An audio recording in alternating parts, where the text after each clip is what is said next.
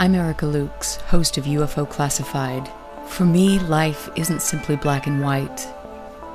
Life is full of many unknowns. It is my goal to travel the world and to work with the world's leading experts in the hopes of making groundbreaking discoveries. Join me on UFO Classified Friday nights at 4 p.m. Pacific Standard Time, only on KCOR.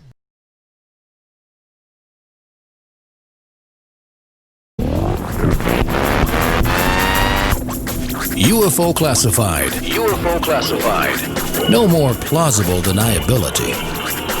Fact, fiction, or the truth. You decide. And now, the new voice of the high desert, the hostess of UFO Classified, Erica Lukes. Welcome to UFO Classified. You know, it is my favorite night of the week because I get to hang out with the most intelligent, dedicated crowd in the world. I want to thank all my friends from Germany, Austria, Australia, Norway, Denmark, who are sending me messages. They are tuned in. They're paying attention to what is happening and the ever-evolving stories in the UFO community and with Skinwalker Ranch. This is really an exciting time. And I am very grateful that my guest this evening is here to share some information with us about Skinwalker Ranch and his new series that is on the History Channel. And that is I've been watching it, and all of my clients have been watching it. We've been having sessions after each show, and we've been talking about it and discussing things. And it has really created a big stir in the UFO community and, you know, all over the world.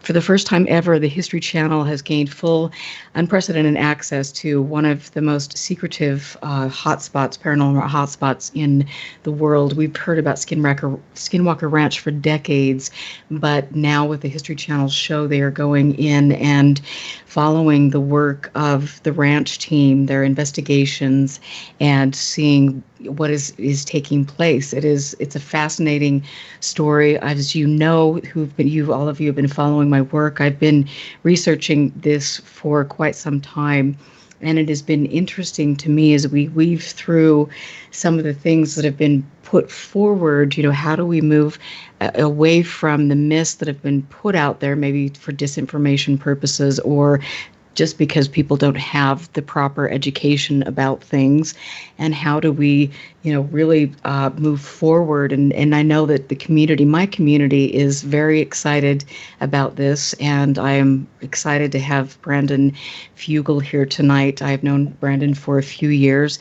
He has always been very kind and courteous. If I have a comment or a question for him, he's very timely in his response, and I appreciate that. And you can see through the social media posts that when people are posting questions, he also will answer things which a lot of people don't do.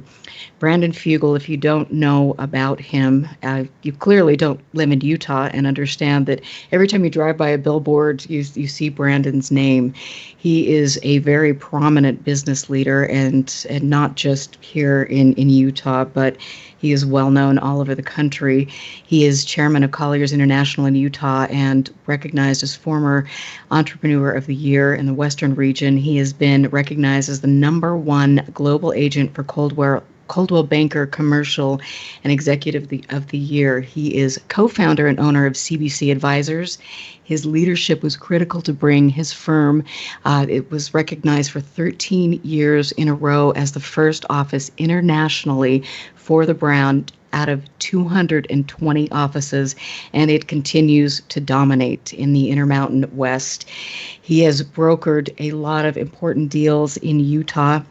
He has been named Broker of the Year. He has alone personally structured 1.6 million square feet of office space, buildings transactions, negotiating over 150 deals that includes building, investment, land dispositions, and is really the only agent to truly bridge and dominate the office market in every county along the Wasatch Front. And you are not kidding about that. He is also on the Governor's Economic Development Coordinating Council Board as a member. And I mean, Brandon, first of all, thank you for being here. I was mentioning before we even started the show that you never sleep.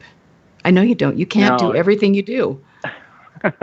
Yeah, I work about 18 to 20-hour days, at least Monday through Friday, and 80 to 100-hour weeks are my norm, relative to all of my responsibilities and business activities. So it's not uncommon for me to be pulling out of my office at 3 a.m., 4 a.m., just to get a couple of hours sleep and hit the restart button, by 7, 8 o'clock. So it's a crazy time in not only our economy but our world, and a privilege to join you on this show tonight, Erica. And it's a lot has happened. I merged my company 2 years ago with Colliers International here along the Wasatch Front, and we've kind of propelled to a whole other level. And in the midst of that, of course, I have gone public with my identity as the owner of the infamous Skinwalker Ranch.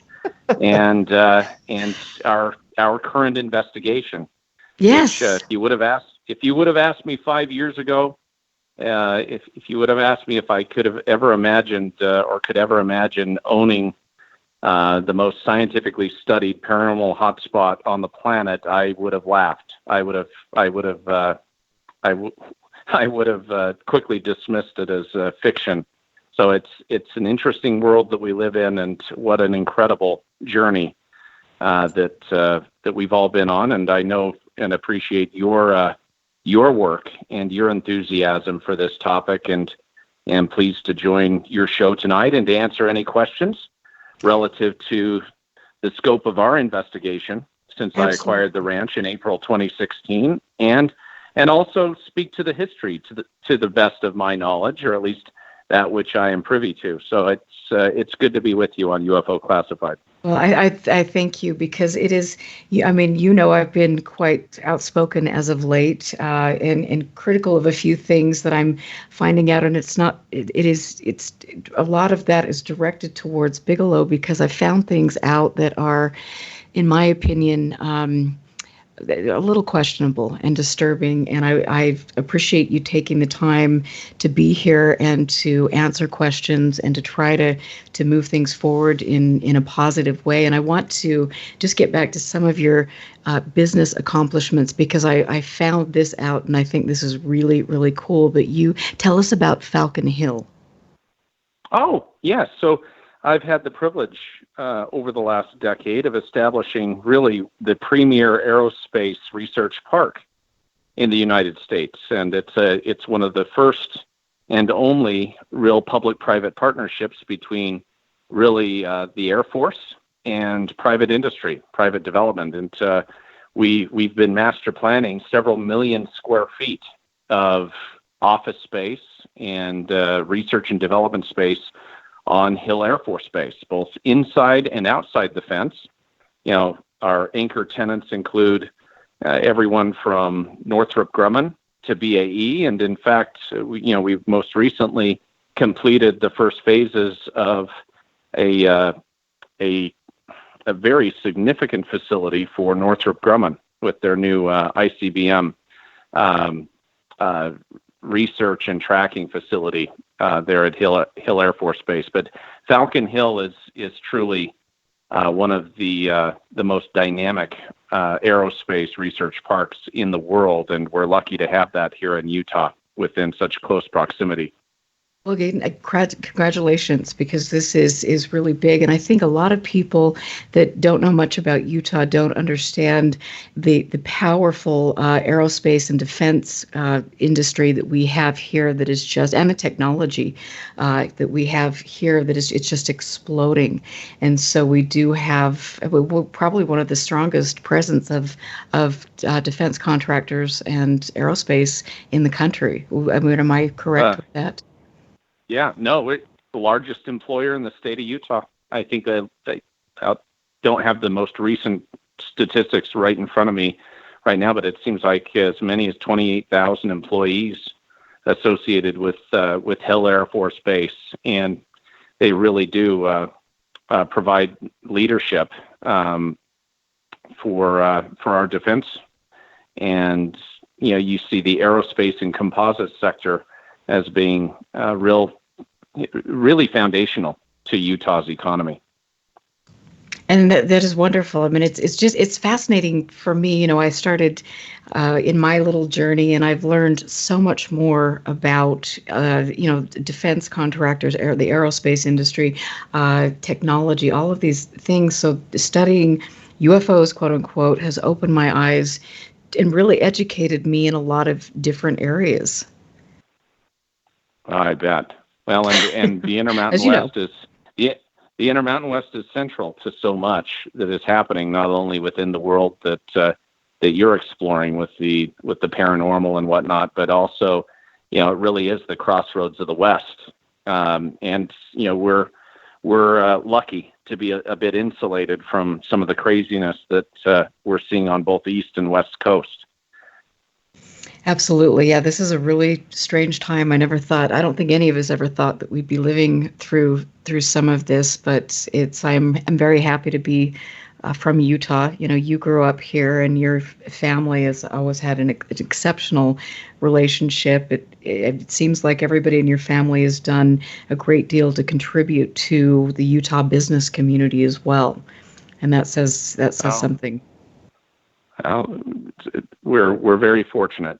I'm very fortunate, and we have an incredible community that we have the opportunity to serve and to participate in. And Skinwalker Ranch is a little bit of a left turn, and it's a bit of it's very unique. It resides well outside of my conventional business activities, and as you know, Erica, I really endeavored to keep my identity as the owner of Skinwalker Ranch private, confidential. In fact, for the first 3.5, 4 years of my ownership since acquiring it from billionaire aerospace entrepreneur Robert Bigelow, I did not want my identity to be public, and wanted to really avoid any distractions or potential controversy that may at least interfere with my day job, with my professional endeavors. And it was with heavy heart that I went public the last couple of months in conjunction with the Secret of Skinwalker Ranch and the History Channel, documenting the investigation that really started in April of 2016, just over 4 years ago. So it's been an interesting journey. That? Well, and it's been. I just to see the way everything has evolved, and to see the fervor that the show has created, and to see some of the comments, which is at least even positive, negative, is it's just like you that people are paying attention. And I think the one cool thing is you see people like Mick West and people like that who are asking good questions, and you're going on his show and you're responding. And so you've got this whole community that wants to be a part of that, because it is such a well-known paranormal hotspot. And so it's been a cool process. I know it's been difficult. I can't imagine, especially with all of, the business dealings that you've had, that you had to be careful about the way you rolled things out and things. And so tell us, let's go back to the very first time that you heard about Skinwalker Ranch. Do you remember when that was? Yeah, I do. It's probably about a decade ago, and I was at Barnes and Noble. It was a weekend at Barnes and Noble, and my typical routine for the last 25 plus years has been to go to Barnes and Noble on the weekend, and buy the current events periodicals. My usual copy of Forbes, Fortune, The Economist, Wired magazine, and usually pick up a book or two along the way. I love reading, and I try to read several books a week, as well as keep up on current events in the economy. And I happened upon a book called Hunt for the Skinwalker by George Knapp and Dr. Colm Kelleher, and I thought it was interesting because as I picked it up, it really involved a piece of property, a piece of real estate in Utah. And so I remember taking it home, and I think I read it over the course of a day or two. It's a very easy read for any of you tuning in. I mean, Hunt for the Skinwalker it's an easy breezy read, and it really goes back to really 1996, to a time when a family, the Sherman family, who were farming this property in northeastern Utah, were experiencing all sorts of high strangeness, and frankly, were being terrorized by everything from UFO sightings to daylight cattle mutilations, you name it, and ended up selling the property to Robert Bigelow, who was really at that time best known as a real estate developer. He is the developer of the Budget Suites of America extended stay hotel chain across the country, and very successful, accomplished, but also had and still does have a great interest in the UFO phenomenon, was funding research dealing with the paranormal and UFOs. And in short, I read the book quickly, found it to be quite intriguing. I didn't necessarily believe that it was true. I felt like, it was pretty unbelievable. Then I put it on my shelf and really didn't think about it until really 2015. There was at least 5 or 6 years that passed before it was even brought to my attention. And I think it's important to note that, before buying the ranch, I had gone my entire life without seeing a UFO or a ghost or anything of a paranormal nature. I've always considered myself an open-minded but healthy skeptic. And so in reading that book a decade ago, I read it with a degree of skepticism and found it to be interesting, and that's about it. I didn't really obsess over it and really put it on the shelf and moved on to other things until I was approached in 2015 with the opportunity to potentially joint venture or acquire the property, and was introduced to Robert Bigelow. And of course, I think everybody has read Hunt for the Skinwalker. And it is one of those things that really put this area on the map. And, whether some of the information is factual, whether some of that was kind of manipulated to build this myth around Bigelow. I think there's some interesting things that you have to look at, and like you said, you were looking at it with a degree of skepticism, and so but it's interesting because it really, I believe, changed things in that area, and a lot of things started happening, as you know. And I would love to. We've got just a few minutes before break, but how were you introduced to Bigelow? It's a good question. I had funded and been involved with the scientific endeavor, a decade ago, involved with gravitational physics theory. It was a real frontier science effort that I was involved in on the side, and was well outside of the realm of commercial real estate. But the science advisors to that effort, unbeknownst to me, were also advising Bigelow Aerospace at the time. And, that enterprise ended up being shut down, and we concluded operations, late 2013. And that's another story, but it was a real kind of discouraging effort. We didn't end up yielding the results that I was hoping for, but, we used scientific rigor and a lot of discipline with the experiments that were being conducted with that enterprise, and ultimately ended up shutting the operation down. But I maintained a good relationship with those scientists, with those individuals, and I think I developed a level of respect with them that continued on. And so mid-year 2015, I received a phone call from one of those who I'd been in contact with and had built a relationship of trust with, and he asked me, "Are you familiar with Robert Bigelow?" And are you familiar with the ranch that he owns in northeastern Utah? And I said, yeah, I've read the book. And I was, this individual went on to ask whether I would be interested in taking a meeting with Mr. Bigelow, in that there may be an opportunity to either partner or potentially acquire the property and carry on the investigation that he had really initiated back in 1996. So I was very intrigued. I don't know who wouldn't be intrigued by a call by that and an opportunity. And I accepted the invitation to go meet with Mr. Bigelow. This was 5 years ago. This was back mid-year, summer of 2015. And I had the opportunity to fly down to Las Vegas and spent the day with Mr. Bigelow, and was very impressed with the scale and scope of his aerospace operation.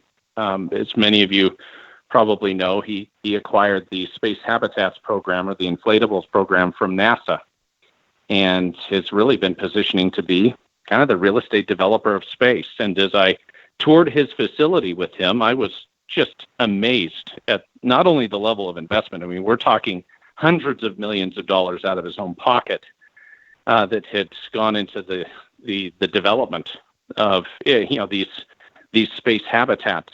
And we're talking full scale space habitats and space stations that are housed and being designed there. But really, the caliber of the professionals that were interacting with him. And I had the opportunity to visit with he and Dr. Kelleher, and he was very open to answering questions regarding the ranch, and we had a good discussion as it related to the potential sale of the property and my interest in learning more. And I was very open with Mr. Bigelow, in that I said, look, I've never had a UFO experience in my life. I've never seen a ghost, anything of a paranormal nature, but I'm interested and intrigued by what you have done, and in the fact that this is in my own backyard. I mean, Skinwalker Ranch is located just 2.5 hours from Salt Lake City. It isn't that far away, and I have a helicopter. Had a helicopter as well at that time, and saw that there may be an opportunity to easily go back and forth, relative to managing the property and potentially continuing the investigation that I'd read about and that they were briefing me on. So it was a great day. And I'm so sorry that I've got to cut you off here. I always hate that, because it's just when things are getting good. But I'm grateful. Right, absolutely, yes, we will. I'm Erica Lukes. I am really having a wonderful conversation with the owner of Skinwalker Ranch and Utah businessman and entrepreneur Brandon Fugal. We will take a break, and we will be back.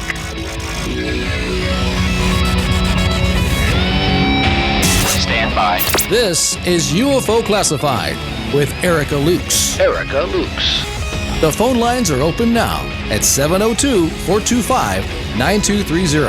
That's 702-425-9230. Worldwide callers use Skype name KCOR Radio. More UFO Classified with Erica Lukes on the KCOR Digital Radio Network. After this. One of the planet's most powerful antioxidant products is here for you to enjoy. Chaga mushroom tea. This tea has been used as a potent natural health solution for thousands of years. In fact, the Chinese call it king of the herbs. The health value alone is worth a look, as Chaga mushroom tea packs a punch with pure vitality and smooth energy. It's 100% wild crafted, safe, and effective. Get it now at arcticchaga.com. That's ARCTICCHAGA.com, or call 916-969-2678. That's 916-969-2678. Chaga Mushroom Tea. Order your supply today. Now, broadcasting in digital HD radio.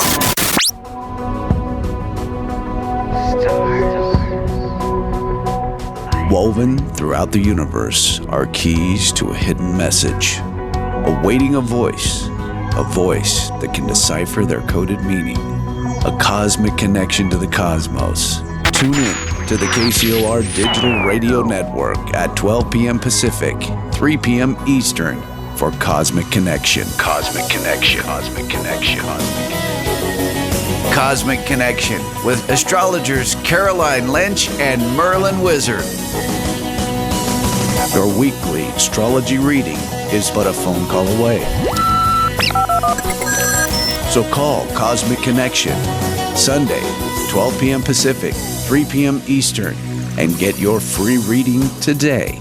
Cosmic Connection with Caroline Lynch and Merlin Wizard, exclusively on the KCOR Digital Radio Network.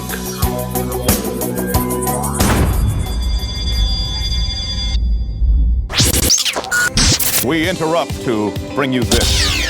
Would you like to advertise on KCOR Digital Radio Network? This is what I'm talking about. At a fraction of the cost of traditional radio advertising, why not? Tell them the good news. Whether you need to promote your next book, product, or service, we can customize a package for just about any budget. Finally, there is hope for the hopeless. Why limit yourself to a tiny local market when KCOR can brand you to the world? Here's all you do. Visit KCORradio.com or contact our sales department by email at saleskcorradio.com. We want it now! See the difference with us by letting us work for you. This ain't reality TV! The KCOR Digital Radio Network. Are you ready to go? Turn the radio.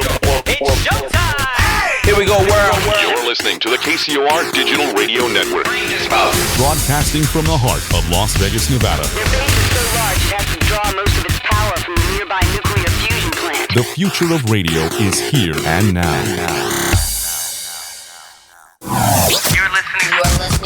You're listening to UFO Classified with Erica Lukes, where the truth isn't hidden beneath the black lines of a Sharpie. That's the craziest thing I've ever heard. To be on with Erica, call 702-425-9230. That's 702-425-9230. Worldwide callers use Skype name KCOR Radio. Radio contact. Share your thoughts on the show on Twitter by using hashtag KCOR. Or head over to the live chats at KCORradio.com. The audience goes nuts! And now, your host of UFO Classified. Are you ready? Erica Lukes. Erica Lukes. Welcome back to an exciting night on UFO Classified. I want to, again, thank all of my new friends from all over the world. I can't believe how many messages I am getting from Germany, Australia, Denmark. I want to really thank the people that have been helping me do research. I know you know who you are. It takes a team to look into things and to really move forward. And I just have, I know some incredible people, and I'm grateful to all of you. And I also want to take a moment to thank people that support the show, and especially Mario, who has been such a love to me and getting my show on YouTube and doing all of these things. I love this. I am passionate about it. I personally am here because I've had experiences that I cannot explain. I think that's why most of us are here. We're looking for answers. We're trying to learn something new. And as I've gone through this learning process, I've also encountered some very interesting things. If you listen to my show or go back to the archives, you can see my progression and my awakening to some of the pitfalls of this community, the intelligence community stepping in, the disinformation, the games that are at hand. It's been a very interesting process for me, and you can hear that throughout my shows. I'm here tonight with Brandon Fugal, who obviously doesn't sleep because he is one of the most accomplished businessmen in Utah and is doing some things that are truly groundbreaking. He mentioned Falcon Hill, which is huge. It is located at Hill Air Force Base in Clearfield, a 550-acre private development where they will be developing all of this aerospace infrastructure. It's so cool. And Brandon, congratulations on your new project that you just completed. completed, and now with all of this, you've got the TV show, you've got to deal with all of this. You've got to make sure that the team at the ranch is safe and secure, and you just have way too much going on. But I guess there's a reason why you are hugely successful. So thank you for being here, and I love it. And so I want to, you're like, I'll have another Mountain Dew. Yeah. So you were talking about, and I think this is just fascinating, how you had a business project, and then through a colleague, you made the connection to Robert Bigelow, and then flew down to Las Vegas to meet him. And so please just, continue with that story. Yeah, it's the genesis story of kind of this new era at Skinwalker Ranch. Well, I had a great day with Robert Bigelow, and had the opportunity also to meet with Dr. Colm Kelleher, and to really ask questions and find out kind of what their plan was with the ranch, if there was really an opportunity to acquire the property. And I think they were sizing me up probably even more than me coming down and doing some initial due diligence. But I think, the one thing that did surprise me was the level of sophistication, professionalism that I saw there at Bigelow Aerospace. Just a huge facility, over 500,000 square feet of commercial space that houses, I think, really what could be the private space habitats program of the future. And the only comparison I could draw is that it reminded me of a Bond villain lair for real. And it reminded me of Moonraker and Drax Industries. I don't know if you remember that cheesy old James Bond movie. Yes. I loved Moonraker. But I felt like I had just entered kind of a current day equivalent of Moonraker. It was quite fascinating. And I think in some ways, I saw Robert Bigelow as a kindred spirit, and that he had, focused most of his professional energies in real estate development, much like myself. And he struck me as a sincere seeker of truth. He's had a curiosity that has spanned decades relative to these topics, from what I understand. And I have to give him credit for having the courage to go public with his experiences and his opinions, and also the fact that it's no secret that he has funded research into these topics, most notably into the National Institute for Discovery Science, that was kind of the original enterprise that he had focused on the Skinwalker Ranch investigation. But that meeting that day and that initial engagement led our attorneys to work together over a period of months, and ultimately it did not happen quickly. But we ended up reaching an agreement, and I ended up closing on the property in April of 2016. It was funny. I had never seen the ranch and had never seen any photos of the property until I flew out there in the helicopter. And I flew out there accompanied by Jim Morse, that if any of you have watched the television series, Jim is presented, of course, as the ranch manager. And he's even more than that. He's really a community liaison, has a long history of working with the Native American tribes. And I felt like his background and his relationship with the Native American tribes and the peoples would hopefully help build bridges and help us better understand some of the cultural and historical aspects of the property. But we flew out there in the helicopter, and as we touched down in the middle of the field next to what we call Homestead 1, where the original ranch house that was built well over 100 years ago, coupled with the security trailer was located, we were greeted by Bigelow security and proceeded to tour the property. And the biggest surprise for me was how beautiful this property is, and it is a diverse, striking landscape.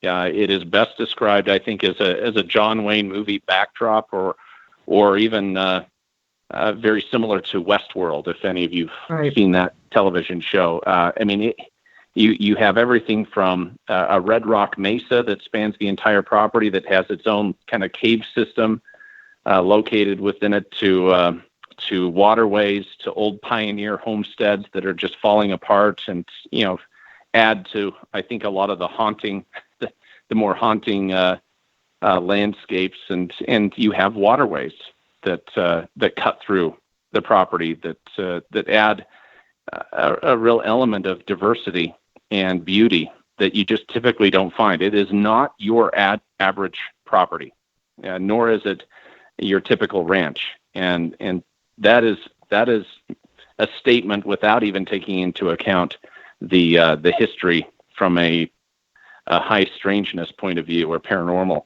point of view. It really is interesting. So I was frankly blown away at how beautiful it was, and was excited to close on the property, yet still keep my identity absolutely confidential, and really focus my team that I was then quickly assembling to really hopefully get to the bottom of what was happening on the ranch and whether there really was something unusual occurring. As I'd mentioned earlier, I bought it as a healthy skeptic and did not expect to see anything unusual at the end of the day. I fully expected that we would find a more natural, prosaic explanation for what had been reported over decades, and felt that what had been experienced by participants in the past was probably nothing more than the result of groupthink or an adult scientific snipe hunt of sorts. If you're familiar with that kind of ritual that takes place at on scout camps and whatnot. No offense to those who came before, but I felt that those were the more likely outcomes or explanations relative to the property's history, and with that we established our program, and I brought in a physicist, a gentleman. His name is Eric Bard, who I've known for a decade, that I trust. He's an incredible scientist, and he holds numerous patents. He's actually one of the few here locally that has actually not only patented certain innovations, but he's taken them all the way through to commercialization, and a number of companies benefit from his expertise and his brilliance. And his training, I think, uniquely qualified him as my principal investigator to start developing the instrumentation and the protocols for really studying what was at work or not. Well, and thank you for sharing that. And I want to ask you, why did Bigelow decide to sell the property? Because we've heard lots of different thoughts on that. The activity had decreased, the funding ran out, lots of different things. Can you clarify that? Yeah. Well, he's never made an official statement, so I want to be careful not to speak on his behalf, just out of respect for Bob. But I was told initially that Mr. Bigelow was simply overwhelmed and busy and distracted, rightfully so, by his aerospace investments, and really the all of the work that was going into getting his beam module up on the International Space Station, and the great investments that he'd made in really establishing Bigelow Aerospace, and that the Utah Ranch study had essentially taken a back seat to all of that, and that he simply did not have the time or energy to focus on the property. And that was essentially what I was told, and it was a perfectly reasonable explanation if you look at what Bigelow Aerospace has been involved in the last 5 years. And, everything from a 60 Minutes segment that profiled their work in putting one of their modules up on the space station, to the fact that he's the only private individual on the planet that has two 2 space stations in orbit of his own. And so, there are other reports, of course, online and such that also say that he experienced some negative things as a result of his ownership of the ranch. That it has been reported that some things followed him home, and that it created challenges for him and for his family, and that's a lot of what has been reported in the public domain, and that very well could have been the catalyst for selling the property as well. But I was told that it was simply a matter of prioritization, that the ranch just simply was not a priority anymore. He did disclose that it's been part of a Pentagon-funded black budget program studying, the UFO phenomena, and that program had run its course. It had concluded essentially in, I believe, 2013, and I think he was ready to move on, and I was told ready to consider passing the torch to someone else who had an interest in taking the investigation forward potentially. I saw it as a potential stewardship, and I see it, that way today. I see my ownership of the property as stewardship, and it's something that I try to approach with humility. I think what we're observing, what we're dealing with here, really warrants, I think, a degree of serious contemplation, and I think it really deserves the right type of not only treatment, but I think you need to approach the ranch. I mean, we all need to approach, the property, in my view, with a degree of reverence, because we're dealing with unknown forces, in my opinion, and things that really do defy explanation, as I've found, surprisingly. And it's interesting because from what the things that I'm kind of gleaning from different people that worked, for BAASS, is the fact that he really never even stepped foot on the property. Very rarely was he there. And there are reports that he specifically said to the key people that worked right underneath him, do not go on the property because the health effects are not good. And so that's been from a couple different sources. And so was he concerned about it following him home, or was he concerned about perhaps the radiation levels at the ranch? There's so many questions that I have with regard to that. And was he, or is he concerned about the health and well-being of the people that were potentially exposed to the radiation at the ranch? Well, for one thing, we don't really understand the nature, the origin associated with, microwave energy, gamma energy, and radiation that has been recorded on the ranch. One thing that I probably should clear up is that we learned, quickly after occupying the property and interacting with the caretakers, that Mr. Bigelow did on occasion visit. Now, I don't know exactly, I don't think in recent years, in the last years of his ownership, that he visited with any degree of frequency, but I think historically he had made the security trailer, which at the time was a 4-bedroom, 2-bath facility that, housed both the scientists and security professionals.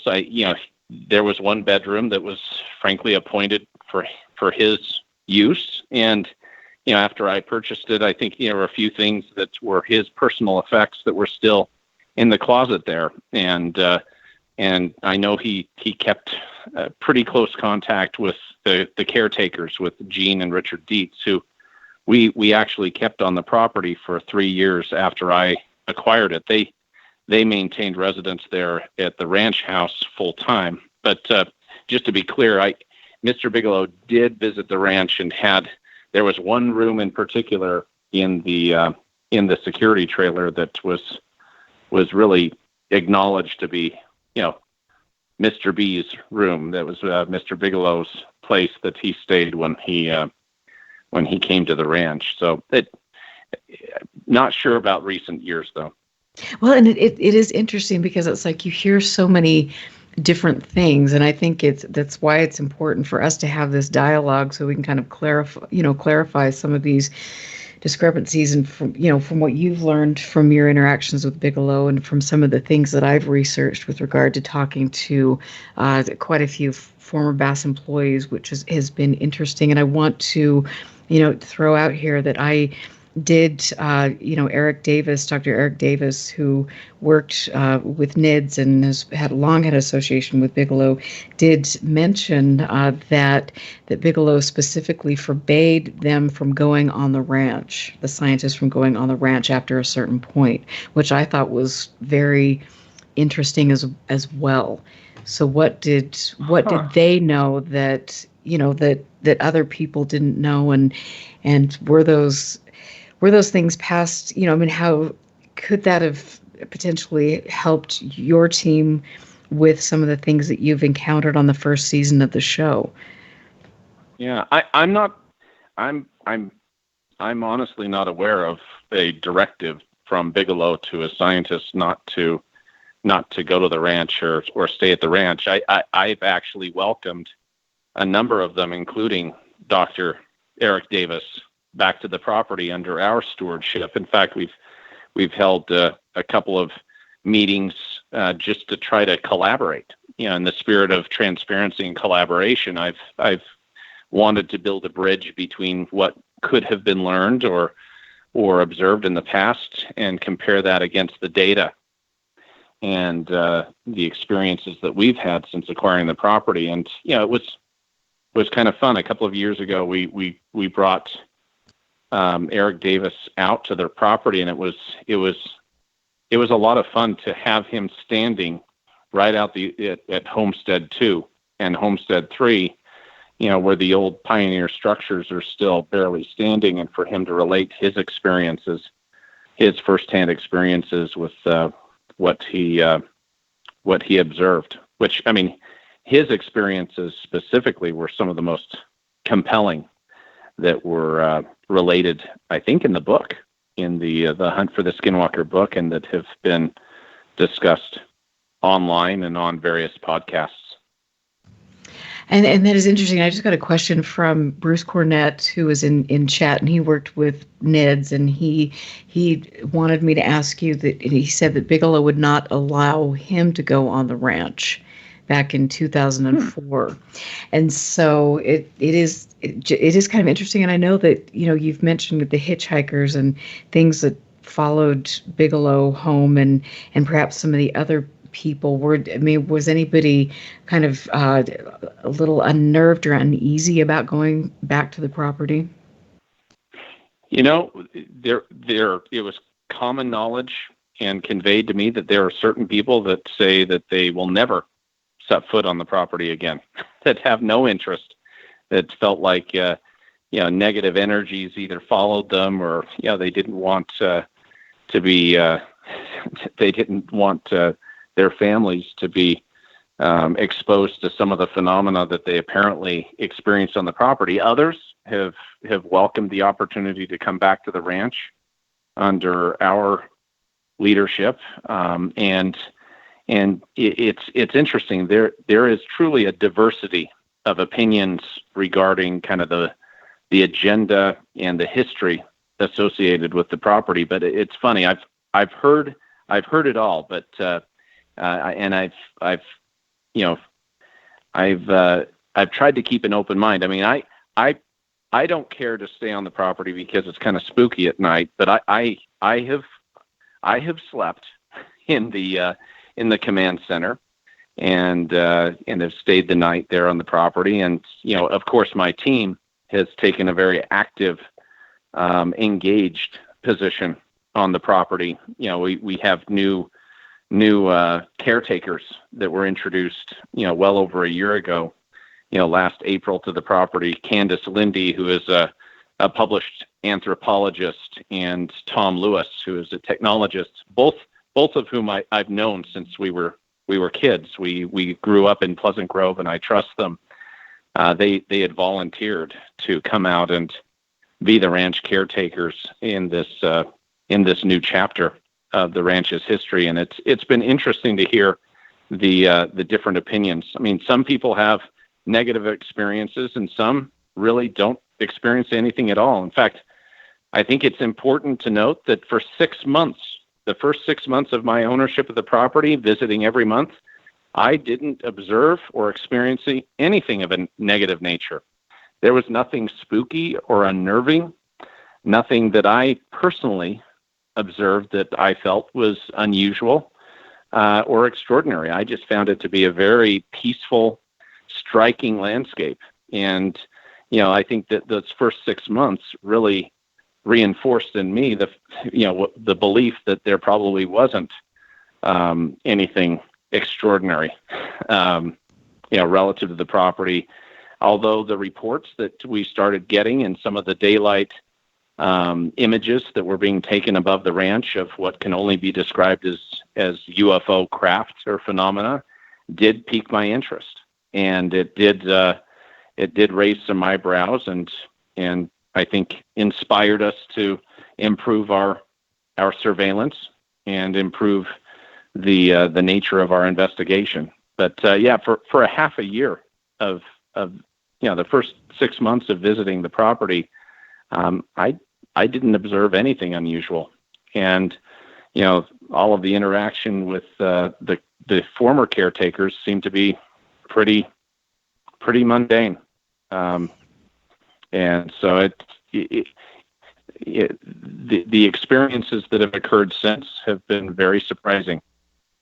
And I can't wait to get into that a little bit more. And then I've got questions from people that have been following the show and following your team's work and different things. And I look forward to asking you some of those. I think they're important questions. And the chat room is alive tonight, and I appreciate it. I see so many new faces in there and so many of my old faces. It's amazing. And Brandon, I want to thank you again for taking time out of your busy schedule to be here. I'm here with Brandon Fugal, who is the owner of Skinwalker Ranch, and so this is going to be a great last hour of the show. Stick around, and we will be back.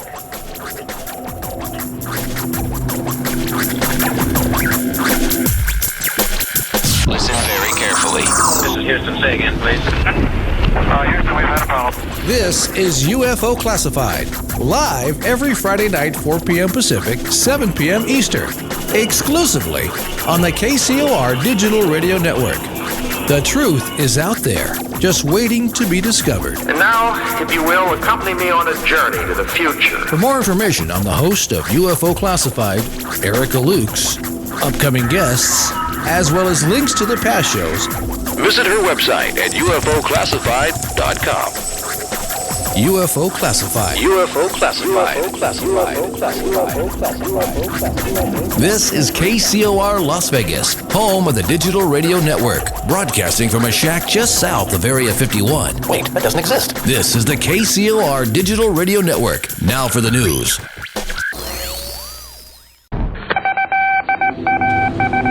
The disc landed at a ranch at Corona, New Mexico, and the rancher turned it over to the Air Force. Rancher W.W. Brazil was the man who discovered the saucer. What I thought was a star began coming in my direction at a very rapid rate of speed. The unidentified object, which some sources thought might be a blimp, moved slowly down the Pacific coast from Santa Monica and disappeared south of Long Beach. I saw a UFO, and it went down the river, turned right at the United Nations, turned left, and then down the river.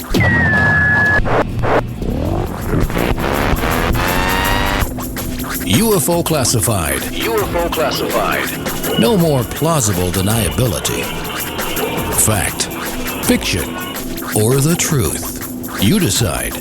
And now, the new voice of the high desert, the hostess of UFO Classified, Erica Lukes. Welcome back to the second half of UFO Classified. I always love being here, and I'm so grateful for the love and support as we move through new territory and we uncover different things and we ask questions. And I think that's one of the beautiful things about all of this is we can ask questions, and with all of the games and the distraction and some of the underhanded behavior in the field, it is important to really to ask questions. And so I'm grateful that Brandon Fugal, who is the owner of Skinwalker Ranch, now is here, and a very successful businessman here in Utah. And I really appreciate that. And I mean, Brandon, I could talk to you. There's so much that you can impart, and you were, mentioning some of the diversity in the reports that you're getting. You've got some people that are so scared to go back on the property they won't. Bigelow was definitely one of those people who felt that his life was affected by the property, as does Chris Marks and Chris Bartell and things like that. And so people that come into contact with that, they do have diverse things. Some are empowered, some feel some feel that there's it's just, there's a whole, as this thing is just very layered and very complex. And I want to, because I want to ask you some things that are interesting to me, and hopefully you can learn some clarity before we talk about some of the reports. But I am looking at, and I think, George Knapp and Jeremy Corbell. I mean, obviously, Knapp wrote the book, and he's been involved with Bigelow, and according to Jacques Vallée, has been on Bigelow's payroll for quite some time, and is a big supporter of Bigelow and his endeavors into all things paranormal and aerospace. But there is in Corbell, who is Knapp's protege, there is a specific article that was dated September 2nd, 2017, Project Camillio and Skinwalker Ranch. And in a portion of this article, they talk specifically about people that were questioned by Keller, or a person that specifically stated that they were deploying toys on and around the ranch, and toys is a cute word for non-lethal weapons. And so I want to just read this little passage in this article and get your feedback on this. But it says that, we learned the United States government has used the phenomenon to mask some of its covert technology programs, and in turn we observed the phenomenon has mimicked some USG special access technology. We've named this complex dance bidirectional mimicry. Bidirectional mimicry implies that the investigators of the phenomena are peering through at least two layers of deception, which cause a major layer of confusion. And what are your thoughts about some of that and some of the ideas that Knapp and Corbell have floated around about the non-lethal weapons testing on and around the ranch? Well, to be honest, I haven't seen any evidence of that kind of activity on the ranch. When I acquired the ranch, in addition to being surprised at how beautifully striking the landscape was, I was also surprised at the lack of infrastructure, lack of connectivity. I mean, there was no active working security system. I mean, the gate leading into the ranch was just an old cattle guard gate with a rusty padlock and a chain, and there really wasn't any sophisticated security system in place. In fact, most of the old remnants were really 1990s, mid to late 90s era camera housings and whatnot, and frankly, I had to invest a significant amount of money into not only upgrading the power infrastructure to even allow for a more sophisticated gated entrance, but also the fiber optic connectivity and infrastructure relative to the ranch, in order to allow my team the resource to be able to just simply communicate and to deploy, I think, the type of instrumentation and devices that can actually yield some results, or at least give us some reliable data. I mean, the place was broke down. The septic system didn't work. We had to replace the septic system. there, and it was in a state of disrepair. And I don't say that being critical of Mr. Bigelow. I just say that as a matter of fact, it was a broke down ranch out in the middle of nowhere. And I didn't see any evidence of a sophisticated military operation there, at least when I purchased it. That isn't to say that, that at one time they did not deploy, professionals and, scientists and, various experts in service to try to figure out what was happening. But I was surprised at really the state of the ranch. And one of the things that I really tasked Jim Morse, my ranch manager and community liaison, with those first weeks and months, was to start developing a historical record of not only the ranch but also the surrounding properties. And one of the first contacts he made was to Junior Hicks. Junior Hicks, who is in his 90s, is known as really the resident historian of the basin, and had spent decades, well over 70 years, documenting UFO activity and other high strangeness out in the basin. And so one of the things we wanted to do was not only start documenting and either verifying or dismissing a lot of the reports that had been advanced, but we wanted to start better understanding the historical reference out there. We also reached out to tribal leaders, to Native American spiritual leaders in the area that had experience and that had visited the property over decades, in order to gain their perspective and also their advice and direction relative to the property. So I know that's a little bit of a long-winded answer to no, thank you. Your question, but I was surprised in that I didn't really see evidence of any real sophisticated program. And you know this, Erica.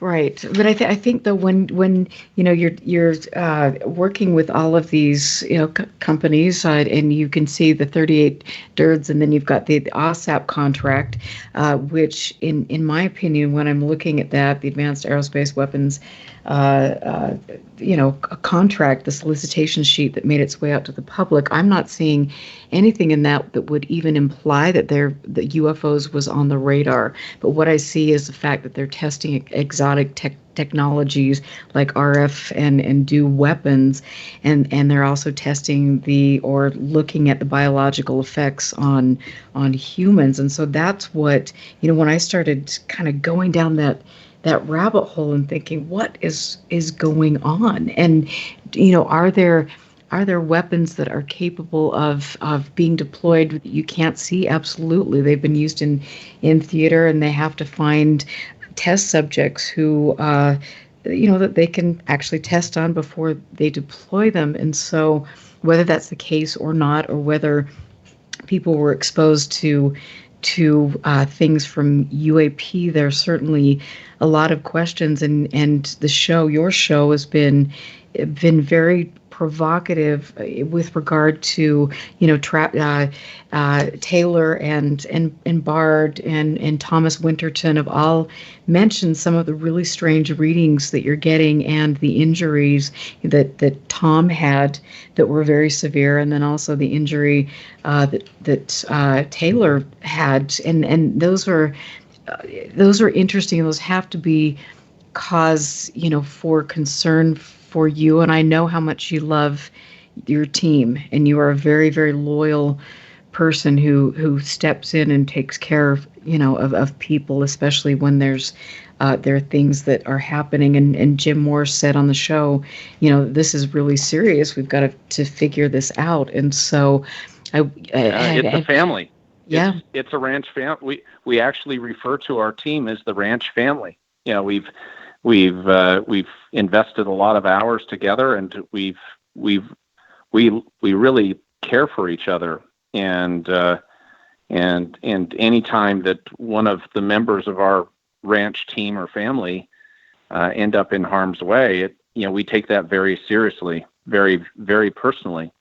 And that's one of the motivations behind trying to get to the bottom of what is truly at work out there at Skinwalker Ranch. What is the origin and agenda associated with the phenomena? And, absolutely. And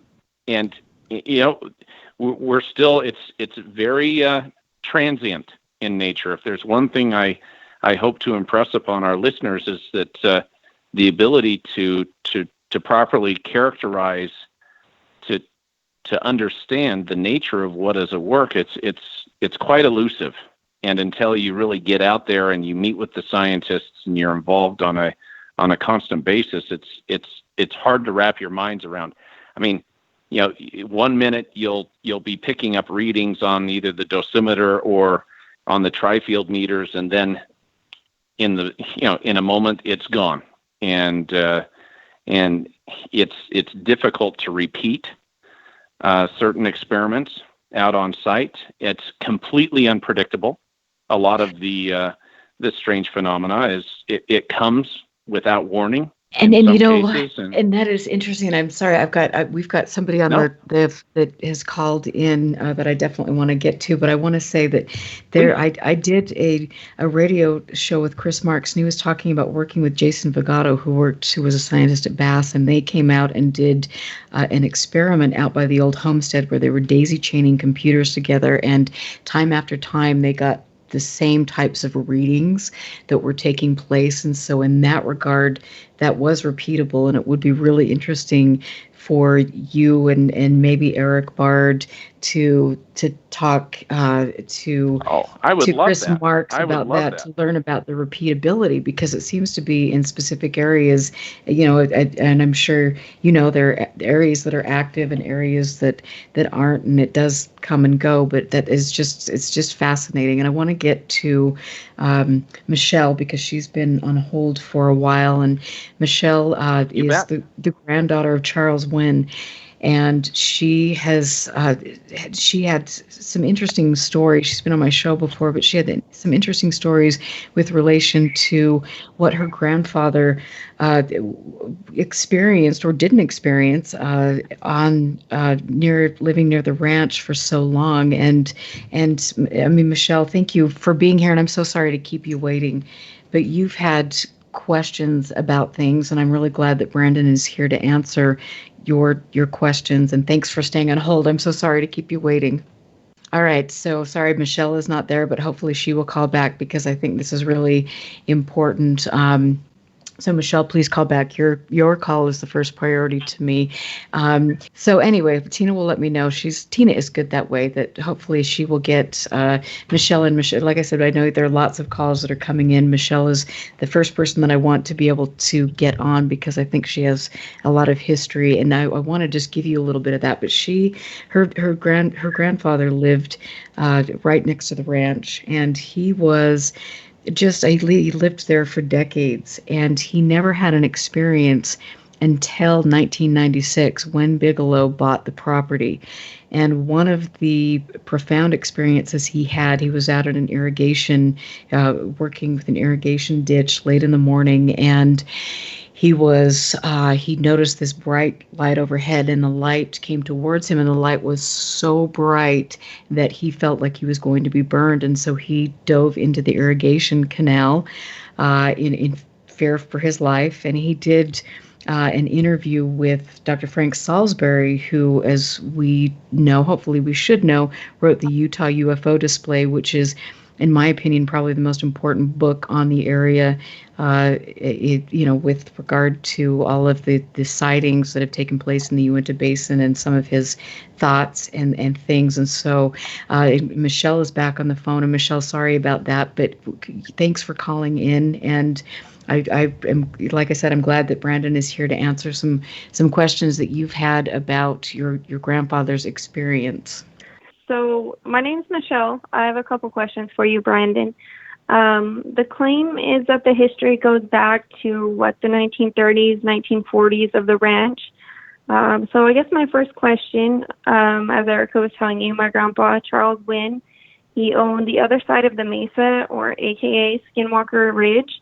And when he was around 9, so this was about 1948, he would go out to the ranch when it was, quote unquote, just a ranch in the pitch black night to round up and bring back his family's cattle.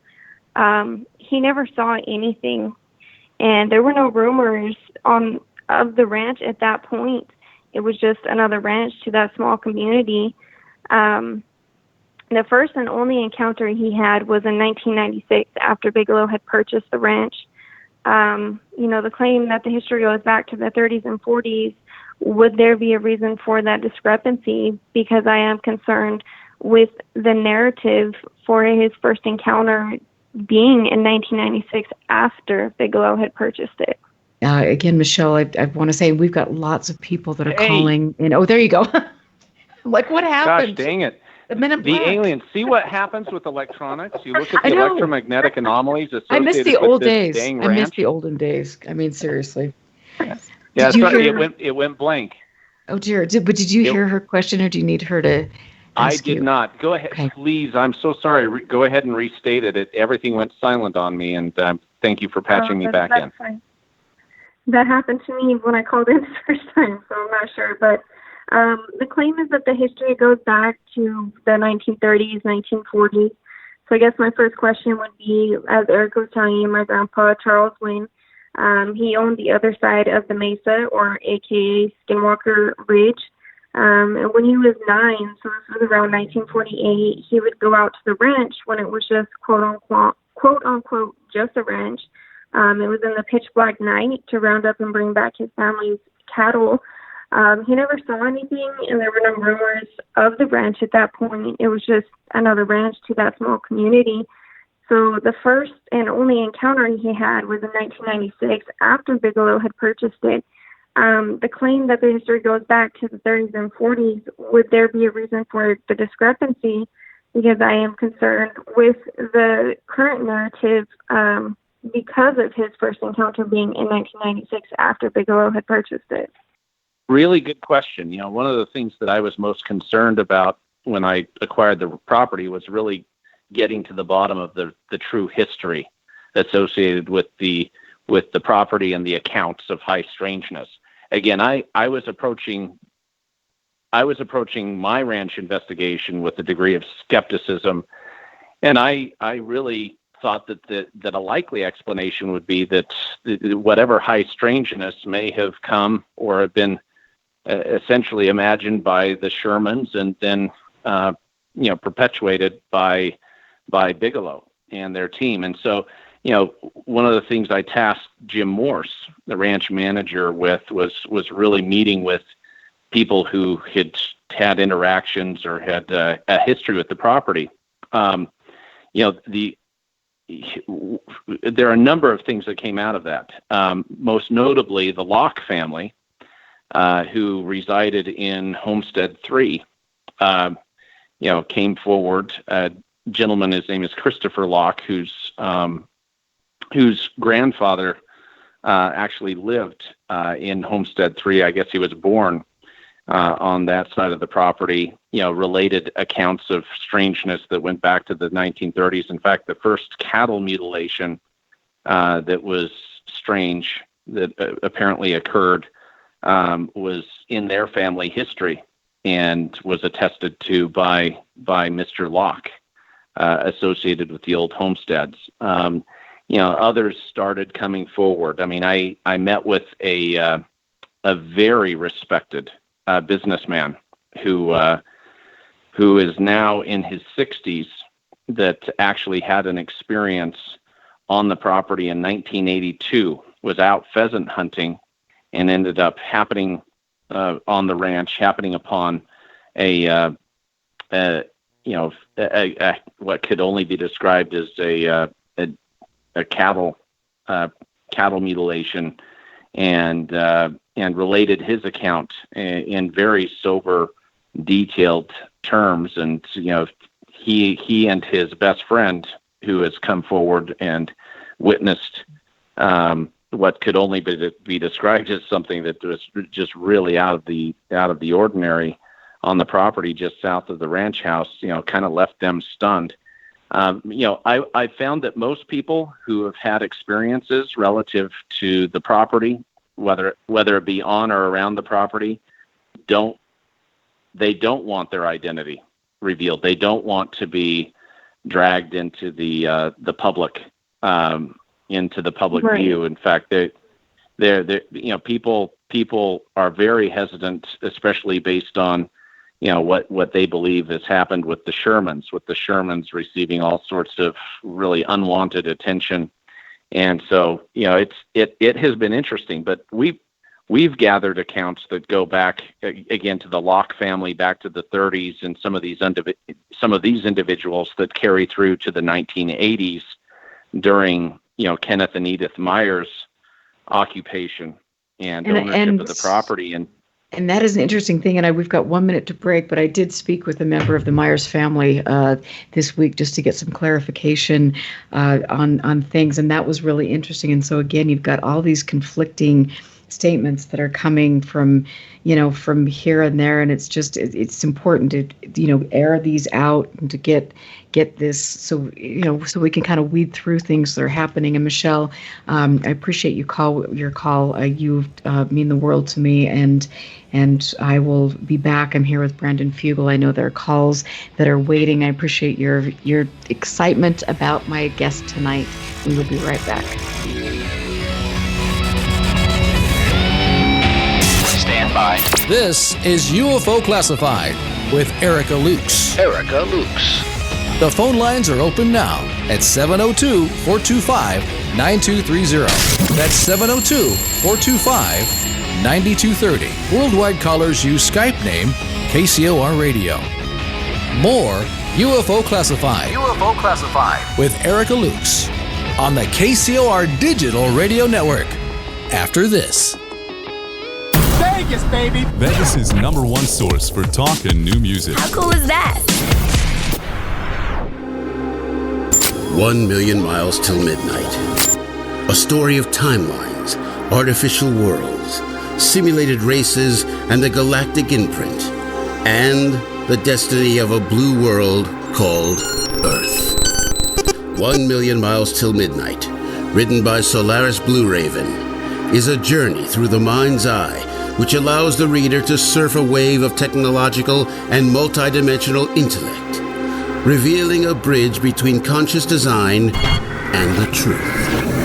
A multidimensional bleed-through awakens the world of artificial intelligence to set sail into the frontiers of a vast multiverse, morphing planets and terraforming ascended worlds beyond the linear programs of a fated race.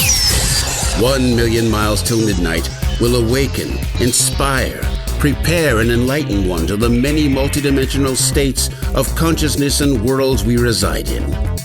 With every cell and atom, we are this truth and multiverse. 1 million miles till midnight. Written by Solaris Blue Raven. Available now at Amazon.com. Don't wait. Get your copy today.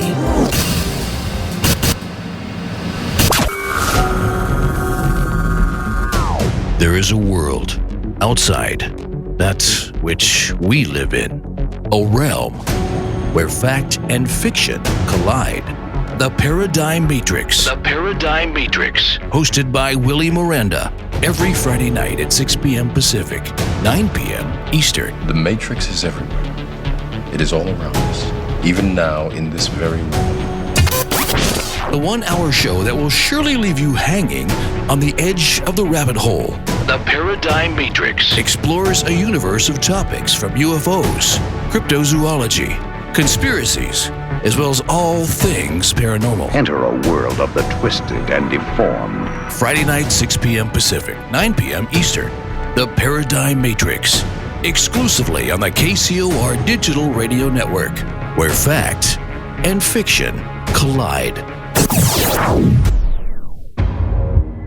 Alien Deceptions, a suspenseful sci-fi romance thriller by Tina Marie, featuring the tantalizing Erica Jones and the mysterious Russell Hamilton.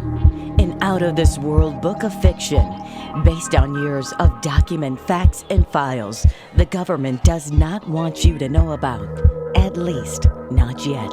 Alien Deceptions by Tina Marie. Available now at Amazon.com or get a signed copy at TinaMarieEntertainment.com. Get your copy now. 1, 2, 3, 4! You are listening to the KCOR Digital Radio Network. I love the way it sounds. Love the music. Oh, I listen to it. The future of radio is here and now.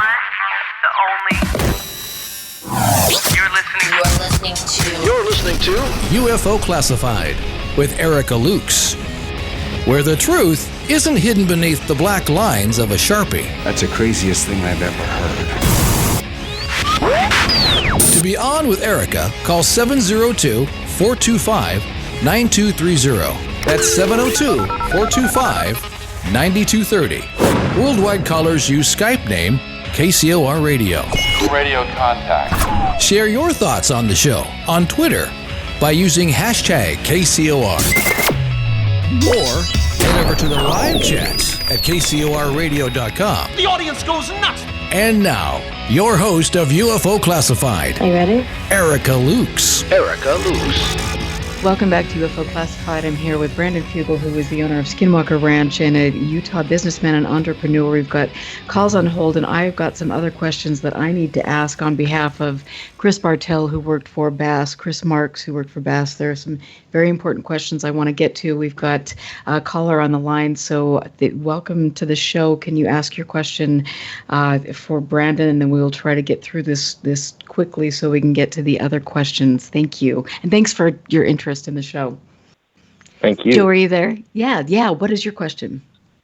It was just pretty much like, why don't the workers there, like at least on the show, wear like EMF protective gear when like they know they're dealing with like radiation and stuff? It seems like it's just they're completely ignoring like, you know, certain like aspects of this phenomenon, which are like good, like backed up, you know, to protect them, but like they're just completely disregarding it, and it's just confusing to me because, like, you know, if they were that serious about it, they haven't heard of like things to protect against certain, you know, forces. Yeah, you know what I'm saying? That's pretty much my question. You kind of right. Thank you, Joe. Yeah, that is a great question, and I know that there have been Mick West raised those concerns, and if people are being exposed to microwave, any type of radiation, there should be specific protocols that are in place. And I would imagine that people in different areas of the government, OSHA, different things would be notified of this. And so that's a great question, Joe. Yeah, good question. Let me tackle that, and I appreciate you calling in. I think it's important to. It's important to note that, you know, most people have been very skeptical on my team and those who have been introduced to the property relative to there being anything strange. And that includes radiation or microwave energy or any unusual RF. Dr. Travis Taylor in particular, was highly skeptical of there being anything given the location, kind of the remote location of the property and whatnot. And I think one of the reasons why you don't see them all wearing protective suits at all times on that property is because it is transient. You know, what does show up as potentially dangerous comes and goes and is not a constant by any stretch on that property. In fact, you know, after Dr. Taylor, you know, had his experience and apparently had some radiation burns out there, we actually called, I think it was Qualtech Engineering, to come out and conduct a survey of Homestead 2 to be able to not only to try to pin down exactly what was at work and really the source of what this was, and they came up with nothing.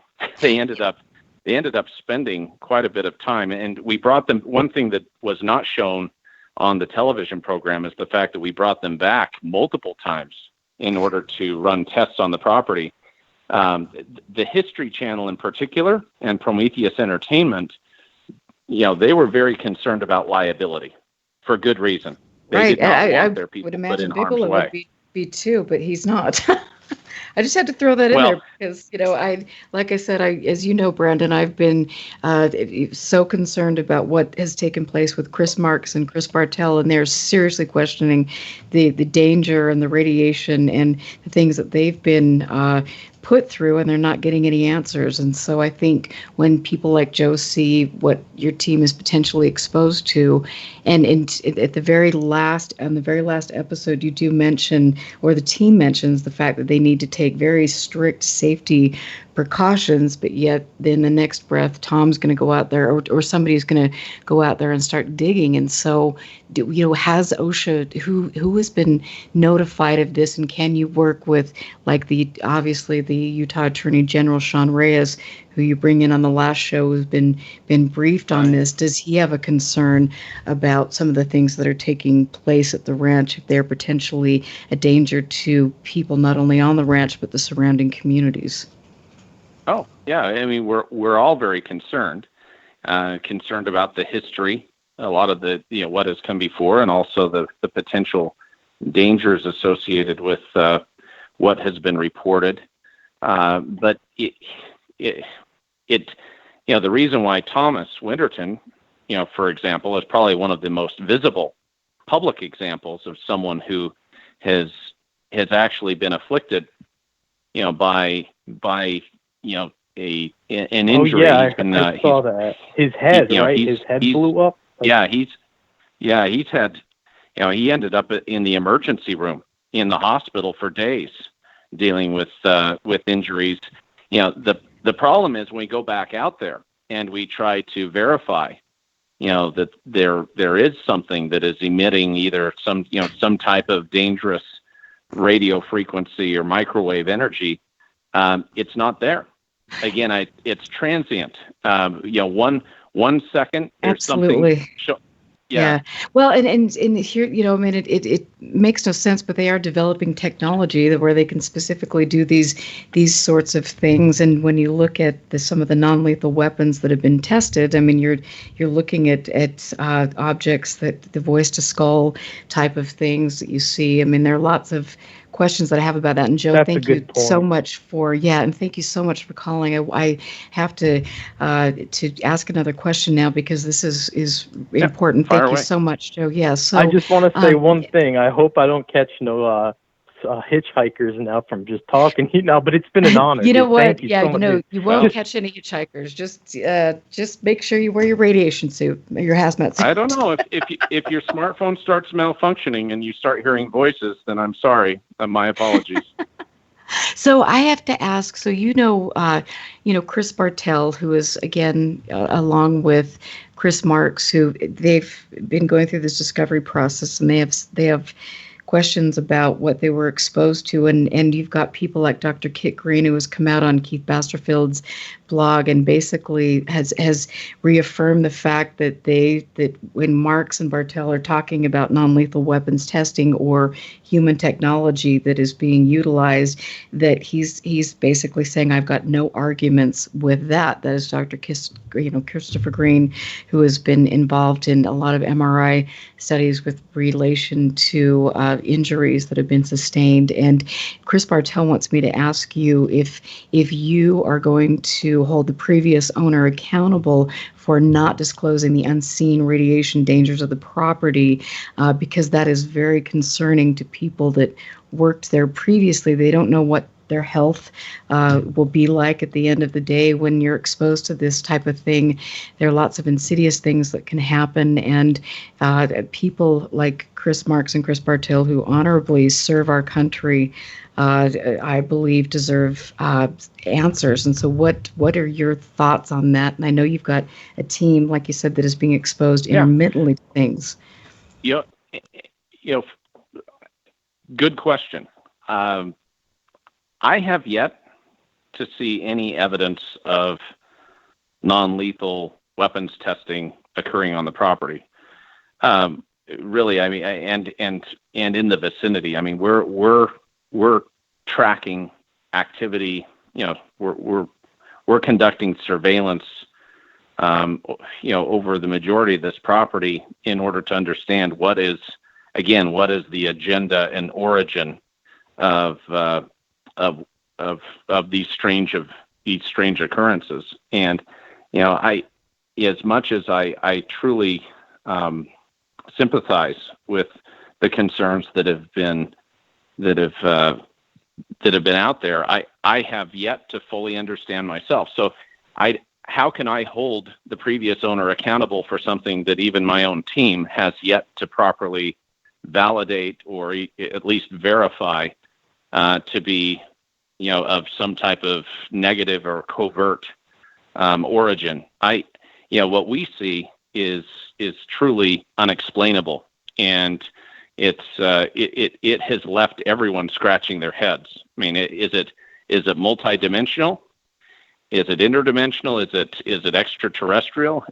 Right now there are so many theories that are being discussed relative to the origin and the agenda of what is being observed. And, the injuries that have been sustained on the property, as disturbing as they have been, we don't understand whether those were intentional, whether they were inflicted intentionally, or whether the injuries that occurred were the byproduct of exposure to some unknown multidimensional phenomena. I mean, right now it's difficult to hold people accountable or to draw certain conclusions when, frankly, no one understands exactly what they're dealing with as of yet. Right. And I think, and I understand that, and I think it is. To me, I see sometimes the UAP phenomena can be used to mask a lot of things. And for me, especially because George Knapp and Kelleher and the people that were involved before specifically mentioned the fact that non-lethal weapons or toys were deployed in and around the ranch, and that they had the ability to mimic some of the paranormal events taking place. I think that that's a very important lead to follow up on, and I wonder if sometimes they just kind of threw that out there because of plausible deniability. Well, yeah. You know what I mean? You could throw it out there and then just, you know what I mean? Let me ask you a question. Were they speculating that may be the origin and agenda, or were they stating definitively that they had knowledge, absolute knowledge, that was what was occurring? Are you saying that you have evidence that yes, there that is kind of technology has been deployed? It is, yes. There's an article, and like I was mentioning, September 2nd, 2017, Project Camillio plus Skinwalker Ranch, and it is specifically stated in here that there was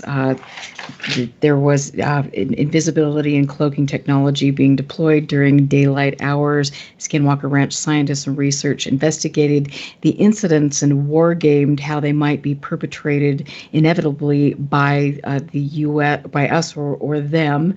Were humans capable of pulling off the incident, or was this non-human intelligence? And so there are, this is a whole long article written with regard to that, and there are statements in there saying that they did talk with somebody who was privy to this information. EG&G, I believe, was the name that was thrown out there, and things. And so,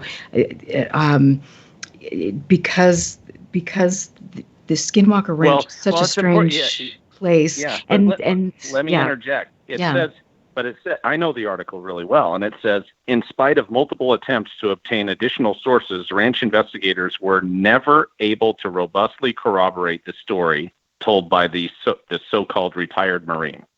And so all of this is just, and again, I'm not being disrespectful of the concerns of those, within our sphere of influence that have expressed these concerns, but I have yet to see anything move from rumor and innuendo to fact.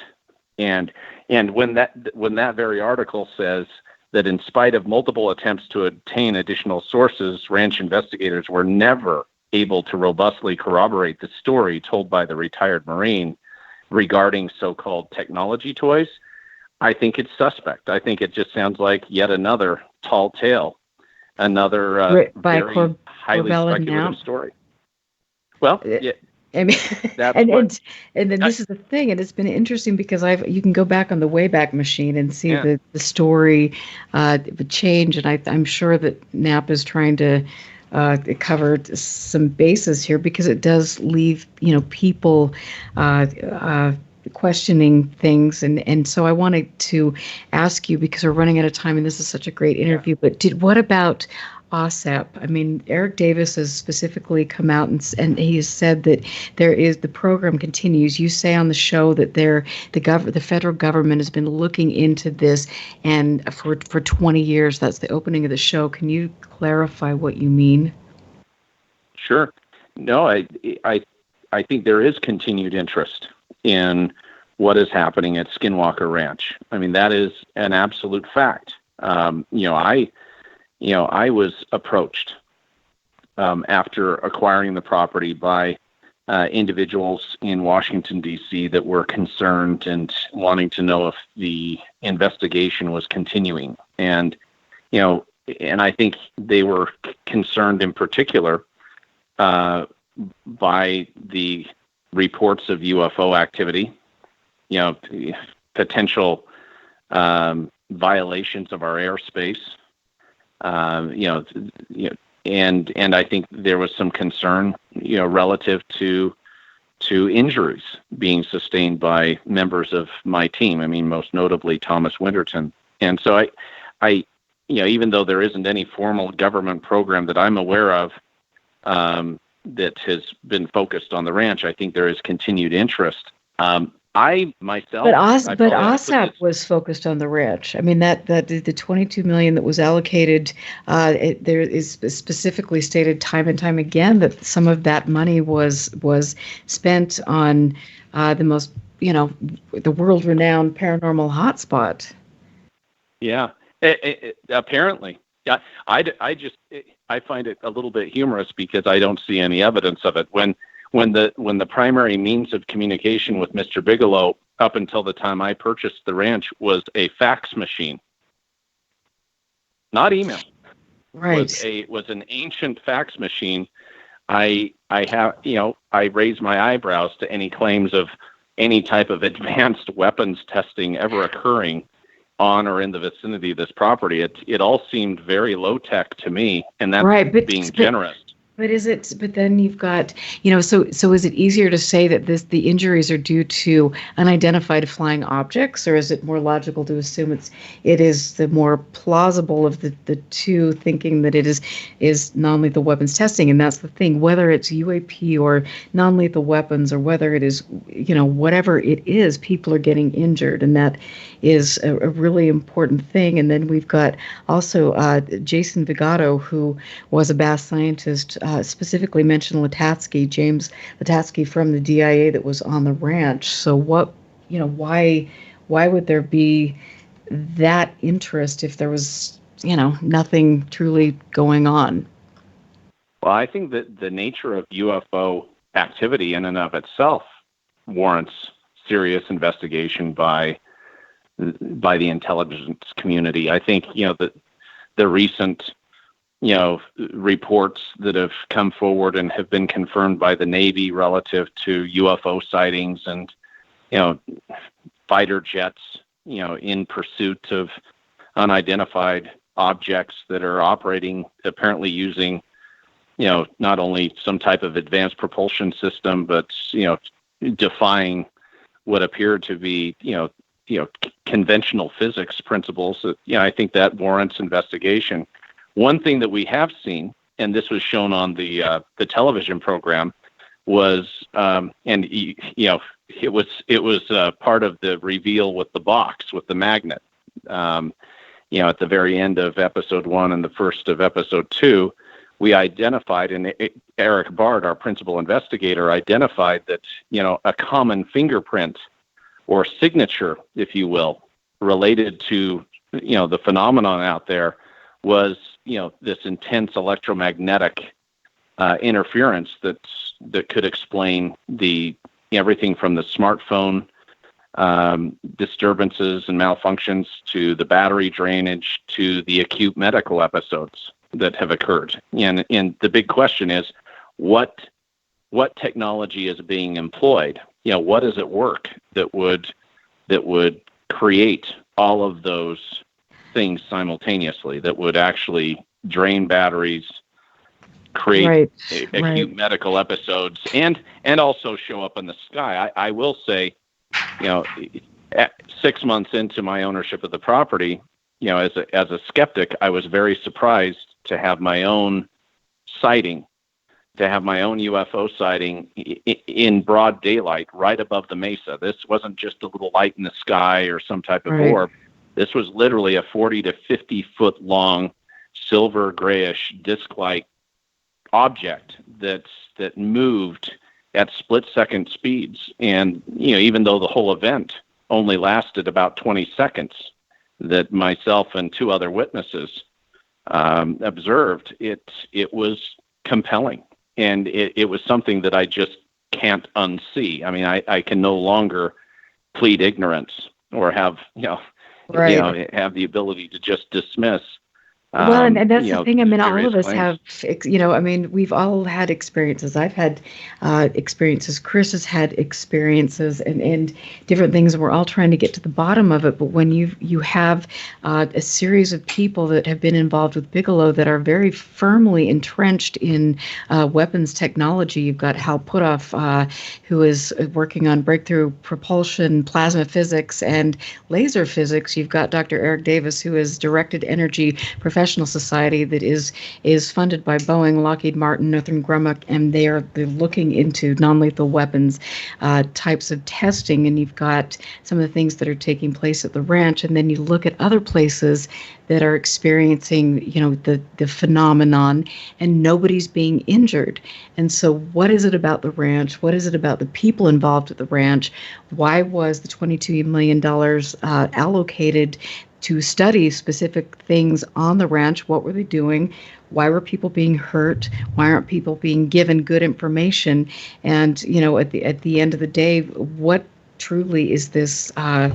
Is this UFO UAP research? Let's see some evidence about that. Why is that? There's so many questions I have, and I know that you're trying to get information out, but at the end of the day, people are being hurt, and that is a concern to all of us, especially because we're from Utah, and we care. And with the microwave fields, the studies have shown just in animals that they have their diverse impacts on the brain, and there are widespread neuropsychiatric effects in humans. And so all of these things lead to cancer, to insomnia, headache, depression. And so whether it is due to UAPs or whether this is due to non-lethal weapons testing, there's something going on. And in your team, because you care so deeply about them, and I know you do, I've seen how much you care about them. All of you guys deserve the answers. Yeah, Erica, I mean, we were so concerned that we immediately, required all of the members of the team to not only wear these BioBeat,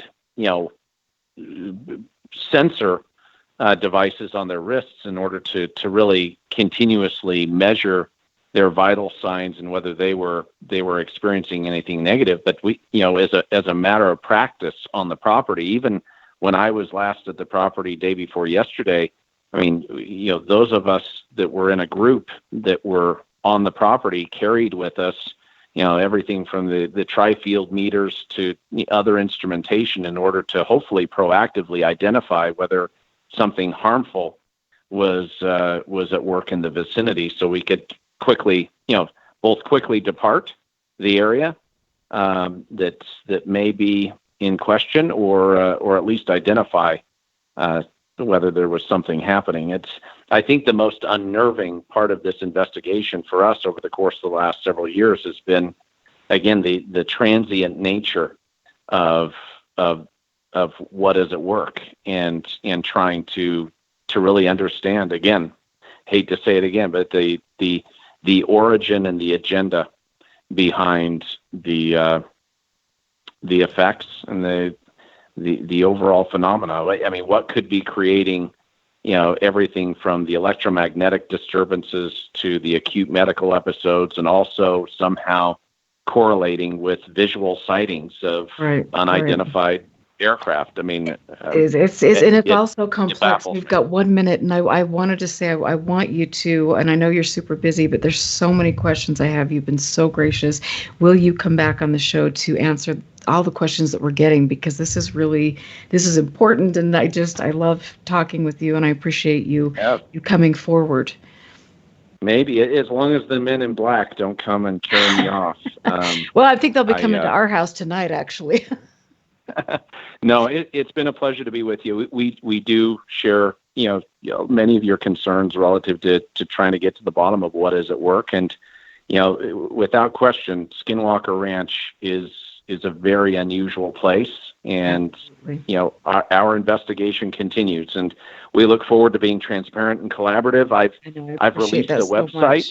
Yes, and where we'll is be that? 'Cause populating our website. I will get that out there. So thank you so much, Brendan, and congratulations on all your endeavors. Thank you so much for talking about these things that are important to all of us, and I look forward to having you on the show. I'm Erica Lukes. Thank you for listening. Have a wonderful weekend. Please be safe and healthy, and I love you guys. I'll catch you next week.